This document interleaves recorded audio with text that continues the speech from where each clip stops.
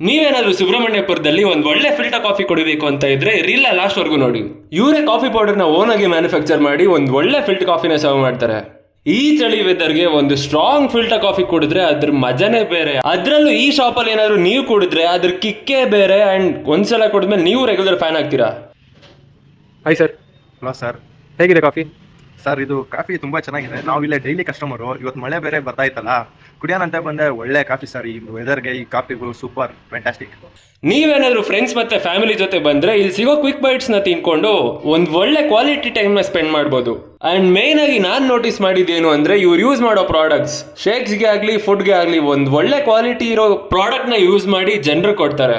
And ನಾನು ಹೋಗಿದ್ದೀನಿ ideal ice creams ನ ಯೂಸ್ ಮಾಡಿ ಸೋಲ್ಜರ್ಸ್ಗೆ ಡೆಡಿಕೇಟೆಡ್ ಆಗಿರ್ಲಿ ಅಂತ ತಿರಂಗ್ ಅನ್ನೋ ಡೆಸರ್ಟ್ ನ ಡಿಸ್ಕವರ್ ಮಾಡಿದ್ವಿ. ಹೆಸರು ತರನೇ ಟೇಸ್ಟ್ ಕೂಡ ಅಷ್ಟೇ ಬೊಂಬಾಟಾಗಿತ್ತು. ಇನ್ನೂ ಏನಾದರೂ ಹೊಸದಾಗಿರೋ ಟ್ರೈ ಮಾಡೋಣ ಅಂತ ಇವ್ರ ಮೆನು ನೋಡ್ತಿದ್ದಾಗ ನನ್ನ ಕಣ್ಣಿಗೆ ಬಿದ್ದಿದ್ದೆ ಚಾಕ್ಲೇಟ್ ಸ್ಮೂತಿ. ಆದರೆ ರಾತ್ರಿ ಲೇಟ್ ಆಗೋಗಿತ್ತು ಅನ್ನೋ ಕಾರಣದಿಂದ ಹಾಲು ಖಾಲಿ ಆಗೋಗಿ ಅದನ್ನ ಟ್ರೈ ಮಾಡೋಕ್ಕಾಗಿಲ್ಲ. ನೀವೇನಾದ್ರೂ ಈ ಶಾಪ್ಗೆ ಹೋದ್ರೆ ಮಿಸ್ ಮಾಡಿದ್ರೆ ಅದನ್ನ ಟ್ರೈ ಮಾಡಿ ಹೆಂಗಿತ್ತು ಅಂತ ಕಮೆಂಟ್ ಅಲ್ಲಿ ತಿಳಿಸೋದು ಮರಿಬೇಡಿ. Like and follow for more.